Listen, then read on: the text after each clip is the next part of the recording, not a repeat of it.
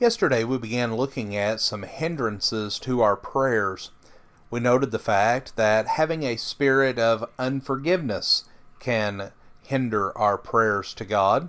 We also talked about the fact that having wandering attention by not being able to focus upon the task at hand and communicate to God as we should could hinder our prayers, as well as continuing in sin. Some Christians continue to sin and continue to pray and think that their prayers are going to be acceptable. But God tells us very plainly that if one continues to sin, his prayers are an abomination to God. Today, we're going to continue in this study first by looking at the fact that a lack of interest in spiritual matters can hinder our prayers. There is a lack of spirituality among some Christians today. Other matters like sports, their job, fashion, houses, hobbies, television, and entertainment, these are the things that occupy their time and their interests. Thus we're easily robbed of the time that should be spent devoted to spiritual matters. Not every hindrance is wrong within itself. Sometimes we find that we're simply choked with the cares and the riches and the pleasures of this life, Luke 8 and verse 14. And our love for this present world may hinder our service to God, 2 Timothy 4 and verse 10. Our concern for the physical man can at times as well exceed our concern for the soul.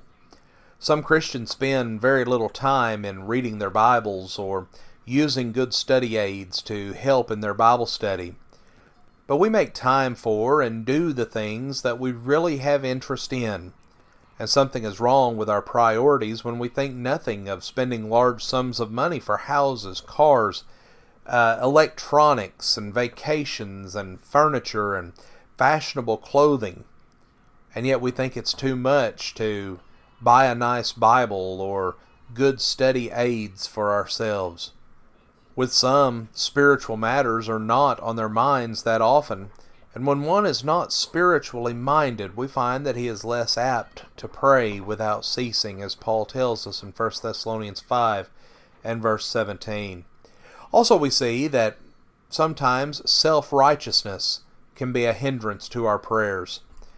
The Pharisee that we see in the parable of the Pharisee and the publican in Luke 18 verses 9 through 14 is a wonderful example of a self-righteous person. He thought of himself as spiritually superior to others. In fact, he thanked God that he was not like others. He was not the one who was justified. When we become proud and think of ourselves as something special spiritually, then we find that our prayers are going to be hindered to God. Also, we see sometimes that time is a hindrance to our prayers. We cannot afford to allow our jobs and our social pleasures to rob us of time needed to pray to God. It's possible to busy our lives with so many things that we don't have time to pray as we ought. And we find many examples of Jesus, who is our ultimate example, making time for prayer. And we need to do the same. Sometimes also we find that issues within our families can hinder our prayers. The passage that tells us our prayers can be hindered, 1 Peter 3 and verse 7, has a context of dealing with the husband and wife relationship.